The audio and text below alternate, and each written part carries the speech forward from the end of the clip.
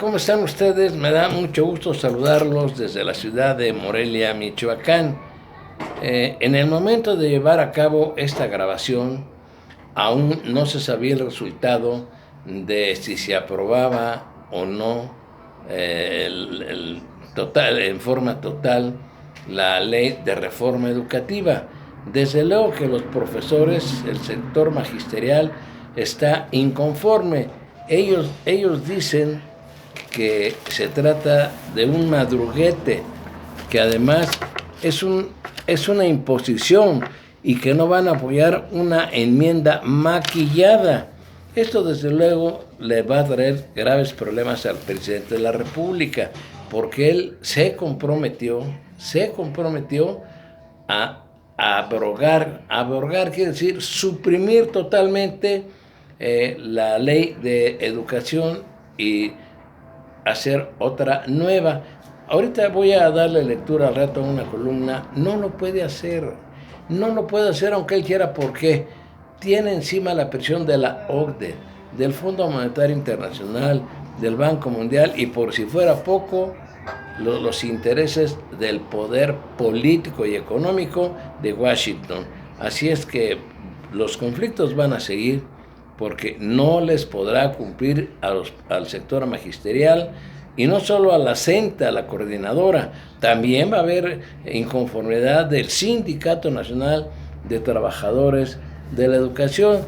Mire, por ejemplo, lo que dice Enrique Enríquez Ibarra, secretario general de la sección 9 e integrante de la Comisión Nacional Única de Negociación. Destacó que el camino que ha seguido la coordinadora es por la defensa de sus derechos laborales, pero también del derecho de los niños a tener una educación que realmente les permita un pensamiento crítico. Y lo que estamos constatando, dijo, es que con esta aprobación se deja intacta una reforma educativa que ya demostró su fracaso pedagógico y político. Y claro, estoy seguro que esto va a volver a generar marchas, tomas.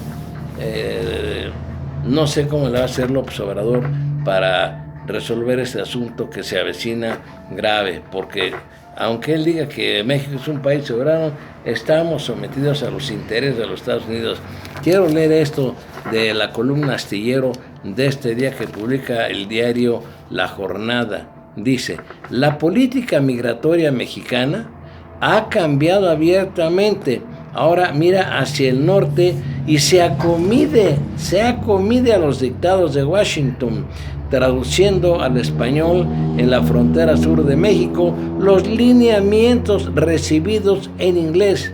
La retórica oficial, como es usual, trata de explicar y justificar lo que está a la vista, mediante una narrativa gubernamental que arguye proteger a los buscadores de llegar a tierra estadounidense al obligarlos a permanecer en el sur mexicano o abiertamente al deportarlos a sus países de origen. El inconfeso pacto hecho con Estados Unidos para convertirnos en la policía gringa en el sur mexicano alinea al gobierno obradorista con el trumpista. Ambas administraciones tienen ganancias políticas y electorales. La Casa Blanca ha permitido, entre comillas, si no es que alentado, que en México haya una alternancia partidista que no afecta el fondo de las cosas ni significa un peligro real para la estructura fundamental del sistema político y económico vigentes. Mientras Palacio Nacional ha proveído una cierta estabilidad de continuismo con el compromiso de no tocar a las élites corruptas, pues claro, ya lo hemos comentado, y da a Trump elementos para el desarrollo de sus estridentes proclamas de corte electoral. Un específico, la virtual construcción a la mitad del territorio mexicano de un muro de contención de la migración centroamericana y del Caribe, ahora con añadidos en otros países, confinando a esos migrantes a un territorio donde la inversión estadounidense promete ayudar a proyectos desarrollistas que arraiguen, entre comillas, al flujo migratorio en el sur mexicano. claro, estamos haciendo el papel de policías, hay pactos y acuerdos secretos de los que no nos damos cuenta entre el gobierno de Donald Trump y el de López Obrador. Así es que las cosas siguen igual, no cambian más que en los discursos. El problema de la ley de educación va a seguir, no va a haber cambios importantes. Además, estaba yo leyendo esto que también me parece interesante que usted lo conozca. Yo creo que es interesante lo que dicen estas personas en relación a la ley de educación, que hoy también se publica en el diario La Jornada. Mire, dice: los diputados amagan con subir al Pleno para su votación un dictamen sobre modificaciones constitucionales a la educación propuestas por el presidente López Obrador. En tal propuesta no se devuelven los derechos laborales arrebatados a los maestros por Peña Nieto y, más grave aún, se permite legalmente al poder económico compartir con el Estado la rectoría de la educación pública. El documento referido no deberá ser presentado a discusión y, en su caso, ser objeto de una moción suspensiva. Por contrapartida, sería adecuado que el gobierno, a la vez que gestiona la libertad de los maestros injustamente presos y la reposición de los cesados, lo cual es positivo, auspicie un Congreso Nacional de Educación que hemos propuesto con participación de maestros, especialistas de las ciencias y autoridades, en el que se pueda construir una alternativa pedagógica avanzada y de largo aliento, como se ha dicho. Pero eso no lo van a hacer, no lo va a hacer el gobierno. ¿Por qué? Porque imagínense convocar a un Congreso Nacional donde estén verdaderos especialistas en la educación, pedagogos, gente que es experta en este tema, pues le echaría abajo todos los intereses de extranjeros, que los lineamientos que va a seguir López Obrador. Así es que en este momento yo todavía no sé, he buscado la información, no aparece todavía, no sé hasta qué hora se vaya a resolver, si se aprueba o no en forma total y absoluta el contenido de esta que llaman reforma educativa, que es lo que hizo Peña Nieto cuando el Pacto por México. Y síganme mandando sus mensajes, por favor. Me puse a leer algo que me encargó el licenciado Luis Alfonso Ochoa Chávez, que busqué en algunos libros que tengo sobre la cultura otomí. Qué interesante, de veras, el predominio que tuvo esa cultura en todo Mesoamérica. Hay quienes aseguran que por la forma que tienen esos monolitos que de basalto, creo que son,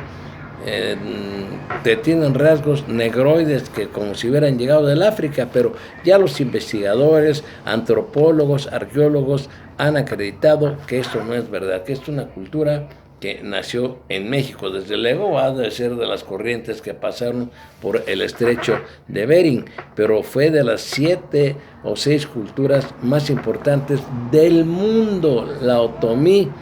Vale la pena que usted también le dé una lectura a la historia de todas esas civilizaciones, de las culturas mexicanas, porque desconocemos nuestro pasado.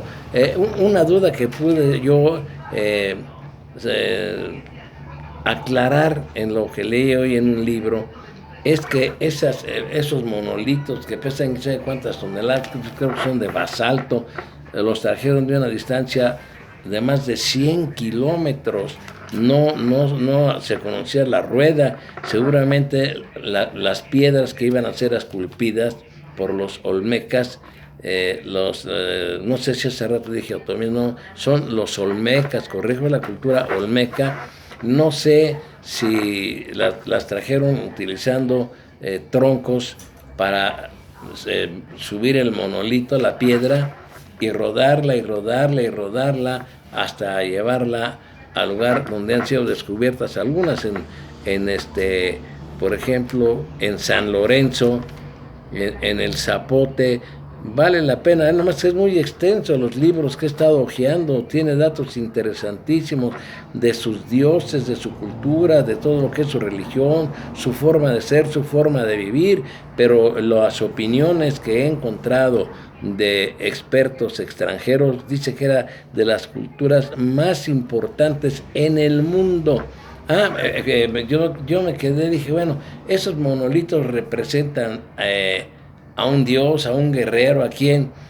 Pues efectivamente dice un historiador que por los cascos que tienen, seguramente dan la impresión de que representan a sus guerreros, la cultura olmeca, corrijo, olmeca, no sé, dije otomí, eso está por el Estado de México, la cultura olmeca. Yo le invito a usted a que lea. Hay un libro que se llama Historia de las Culturas en México. Hay 3 o 4 libros que lo abordan. Es muy extenso la amplia explicación que dan, y pues ya me despido, y tan pronto pueda yo reparar mi impresora, daré lectura a los mensajes que he estado recibiendo. Y insisto mucho, no vaya a pensar la señora que me manda una nota, ya lo dije en la grabación anterior, diciéndome en qué año, por órdenes del rey de España, niños, yo creo que les han de haber vacunado. Ahí debe de explicar, ojalá ella me pudiera explicar mejor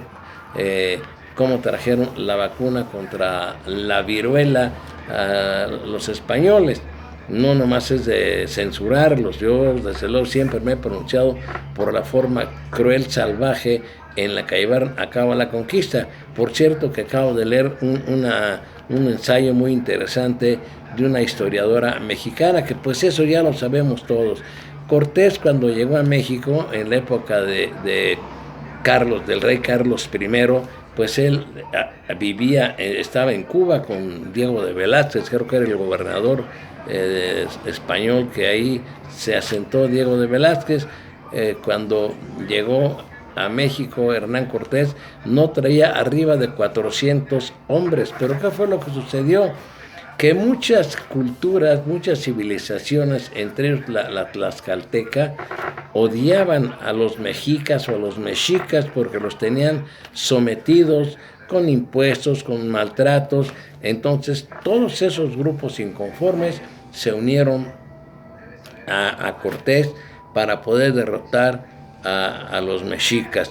Dice esta historiadora que de eso no se dice en la historia. No tengo aquí a la mano el nombre de ella, pero yo con todo el respeto le digo que esté equivocada, porque yo no sé, no he visto yo los libros de texto gratuito, pero por lo menos los 2, 3 libros que tengo de la historia de las culturas o de las civilizaciones en Mesoamérica, ahí hablan de cómo se unieron varios grupos que estaban en contra de los mexicas, se unieron con las huestes de Hernán Cortés para derrotar a los mexicas, porque en otra forma no lo hubieran conseguido, porque era el ejército de los mexicas una estructura formidable y muy bien organizada. Y hasta aquí mi comentario, y como siempre, mis saludos. Ojalá la señora que me manda esa nota de las vacunas que llegaron a México, allá sería en qué año, en 1500 y tantos, me dé más información para yo poderla dar aquí, porque he buscado en algunos libros y no encuentro nada de eso. No sé si lo hagan de mala fe, lo oculten o lo ignoren, pero si una persona me manda un comunicado, es mi deber hacerlo. Esté yo de acuerdo o no esté yo de acuerdo, tengo que ser respetuoso con lo que ustedes me digan.